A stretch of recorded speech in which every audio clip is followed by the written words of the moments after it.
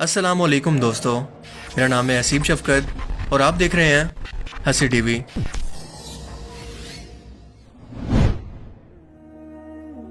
इस बात में कोई शक नहीं कि रसूलुल्लाह सल्लल्लाहु अलैहि वसल्लम को तमाम जहानों के लिए नबी और रहमत बनाकर भेजा गया, क्योंकि आपका जिक्र तमाम इब्राहिमिक रिलीजन यानी तौरात और ज़बूर के अंदर आपके नाम अहमद के साथ पेशन गोई के तौर पर मौजूद है। मगर जो पादरी और रब्बी इन असल तालीमात के अंदर रदल बदल करके अपनी मर्जी और फ़ायदे का मतलब निकालते हैं, वो आज तक हिदायत से महरूम हैं। मिसाल के तौर पर यहूदियों की मिसाल ले लें, जो कि आज भी दीवार गिरिया यानी दूसरी बार हैकल सुलेमानी की तबाही में बच जाने वाली दीवार को मुसलमानों के लिए खाना काबा जितना मुकद्दस जानकर इसके सामने मोहम्मद सल्लल्लाहु अलैहि वसल्लम का नाम बार बार पुकारते हैं। חיכו ממתקים וחולו מחמדים, זה דודי וזרעי בנות ירושלים. חיכו ממתקים וחולו محمدیم. अब सवाल ये पैदा होता है कि जब यहूदी कौम रसूलुल्लाह सल्लल्लाहु अलैहि वसल्लम को ना पैगंबर मानती है, ना रसूल और ना इनकी तालीमात पर यकीन रखती है, तो आपका नाम मुबारक बार बार इनकी मुकद्दस तरीन दीवार के सामने यूं लेने पर आखिर मजबूर क्यों है? इसे समझने के लिए आपको पहले ये जानना होगा कि ये कौम रसूलुल्लाह सल्लल्लाहु अलैहि वसल्लम की रिसालत पर आखिर यकीन क्यों नहीं रखती।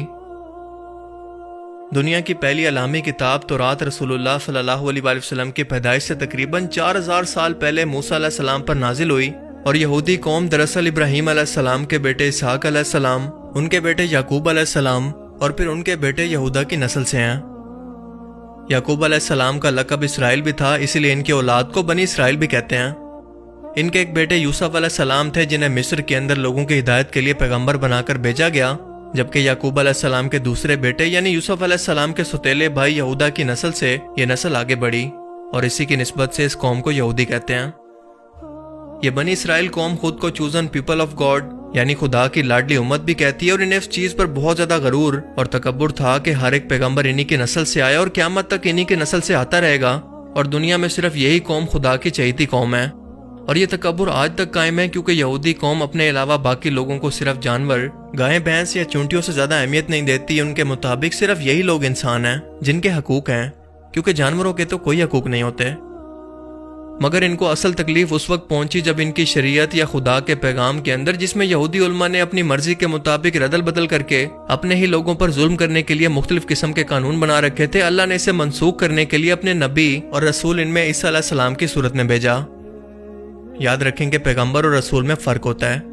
रसूल वो होता है जो कि नई शरीयत और अल्लाह का कानून या इसकी किताब लेकर इंसानों की हिदायत के लिए मबूस होता है, और जब वो अपनी रिसालत का ऐलान करता है तो तमाम पिछली शरीयत या कानून ख़त्म हो जाते हैं, और जो कौम भी इसे ना माने उस पर अल्लाह का अजाब नाजिल होता है।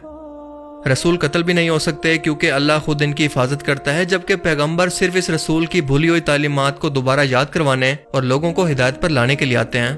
इसीलिए दुनिया में सिर्फ 4 रसूल आए और 1,24,000 पैगंबर, जिनमें से ज़्यादातर को इन्हीं के कौम के लोगों ने शहीद कर दिया।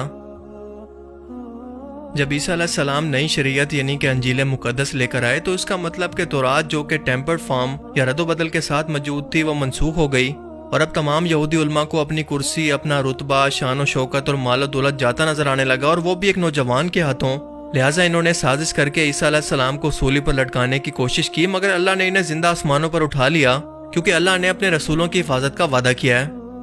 और ये साजिश यहूदी उलमा ने यह की थी कि अपनी मर्जी की तावील निकाली कि तौरात के अंदर जिस मसीहा की बजाय दज्जाल का जिक्र है, वो दज्जाल दरअसल यही शख्स यानी ईसा अलैहिस्सलाम है। नाउज़ुबिल्लाह।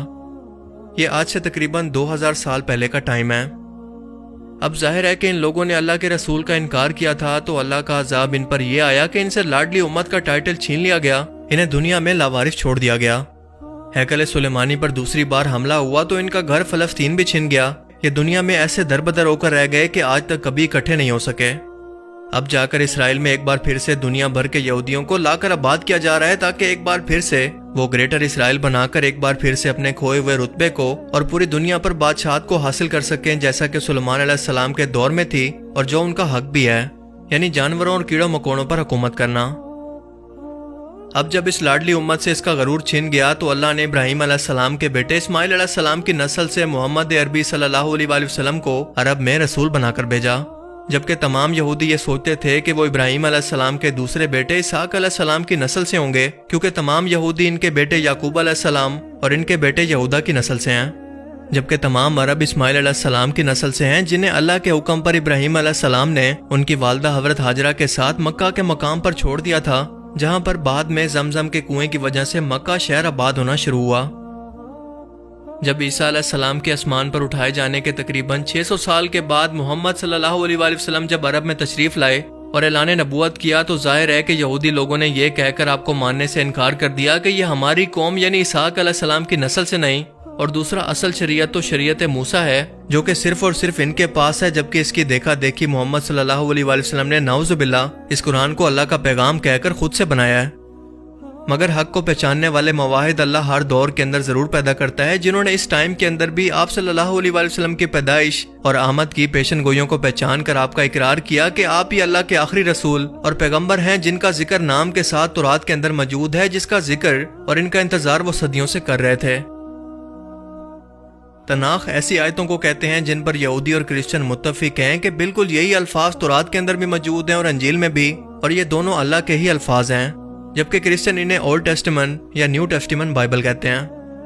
کتاب مقدس میں سانگ آف سلمون میں چیپٹر 5 کی 16ویں آیت کے اندر یہ لکھا ہے، جس کا ترجمہ یہ ہے، وہ میرا دوست ہے، وہ میرا پیارا ہے، وہ سب کا محمد ہے، اے یروشلم کی بیٹیوں۔ اور اسی آیت کا ورد آج بھی یہودی دیوار گریاں کے پاس کرتے نظر آتے ہیں، جو کہ ایک ہی وقت کے اندر نہ صرف یہودی بلکہ کرسچینٹی میں بھی نام کے ساتھ محمد صلی اللہ علیہ وآلہ وسلم کا ذکر واضح طور پر بیان کر رہی ہے، اور یہ مبارک نام تاریخ میں اس سے پہلے کسی شخصیت کا نہیں گزرا۔ اب سوال یہ پیدا ہوتا ہے کہ اتنی واضح نشانی موجود ہونے کے باوجود یہودی ربی یا کرسچن پادری اپنے لوگوں کو اس آیت کا کیا جواب دیتے ہیں؟ دراصل یہ لوگ خود سے اس کا مطلب لوگوں کو سمجھانے کی کوشش کرتے ہیں اور انہیں دھوکہ دیتے ہیں، اور انہیں بتاتے ہیں کہ اس کا مطلب ہے سب سے پیار کرنے والا۔ اگر ظاہری طور پر دیکھیں تو یہ بات کافی لاجیکل بھی لگتی ہے، کیونکہ اس پوری آیات کے اندر ایک ہی بات کا مین مقصد نظر آ رہا ہے کہ وہ میرا دوست ہے، وہ میرا پیار ہے۔ مگر سچ یہ ہے کہ ہمیشہ عبرانی زبان کے اندر کسی بھی اہم اور ادبی شخصیت کے نام کے ساتھ ہمیشہ ام کے الفاظ لگائے جاتے ہیں، اور جب ہم ان آیات کو پڑھیں تو عبرانی زبان کے اندر یہودی خود محمد لفظ کو محمد ام کے نام سے پڑھتے ہیں، بالکل ایسے ہی جیسے یہ خدا کے لیے الو کا لفظ استعمال کرتے ہیں، مگر عبرانی زبان کے اندر ادب کی وجہ سے اسے الو ہم پڑھتے ہیں۔ لہذا ثابت ہوا کہ یہاں پر محمد صلی اللہ علیہ وآلہ وسلم کا لفظ پیار یا شفقت کے معنوں میں نہیں، بلکہ باقاعدہ ایک نہایت ادب والی اور محترم شخصیت کی بات کر رہا ہے، جو کہ ہمارے پیارے آقا حضرت محمد صلی اللہ علیہ وآلہ وسلم کا نام مبارک ہے۔ یہودی علماء جانتے تھے کہ بہت جلد ایک آخری نبی دنیا کے اندر آنے والا ہے، اور ان کی ولادت کی نشانیوں کو دیکھ کر، مثال کے طور پر آسمان میں ایک بہت بڑے روشن ستارے کو دیکھ کر وہ سمجھ گئے تھے کہ آپ کی ولادت ہو چکی ہے، مگر وہ سوچتے تھے کہ وہ نبی ہماری نسل سے ہوگا، یعنی اسحاق علیہ السلام اور پھر ان کی یہودی قوم سے۔ پھر بھی اللہ نے اس قوم کے ایسے لوگوں کو ہدایت دی جو کہ حق کو پہچان گئے، اپنی انا، خاندان اور رتبے وغیرہ سب کو قربان کر کے رسول اللہ صلی اللہ علیہ وآلہ وسلم پر ایمان لے آئے۔ مگر جو باقی بچ گئے انہیں اللہ نے ہدایت نہیں دی، کیونکہ نہ تو انہوں نے کوشش کی اور نہ ہی اللہ نے ان کی بدعمالیوں کی سزا ابھی تک ان پر مکمل کی ہے۔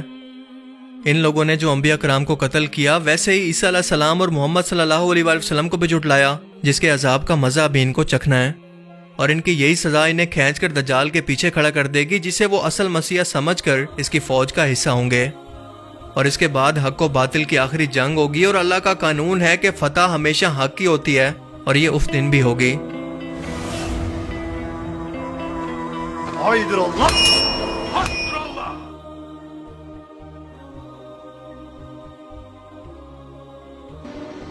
اس مقدس چٹان سے ایک راہ نجات پیدا ہوگی،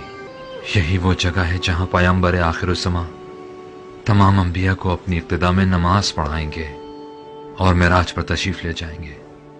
یہی وہ جگہ ہے جہاں آخری زمانے میں ان کی نسل سے ایک منجی آخری جنگ کرنے کے بعد ابلیس کی گردن اڑائیں گے، اور پھر تمام ملائکہ زمین پر نور افشانی کریں گے۔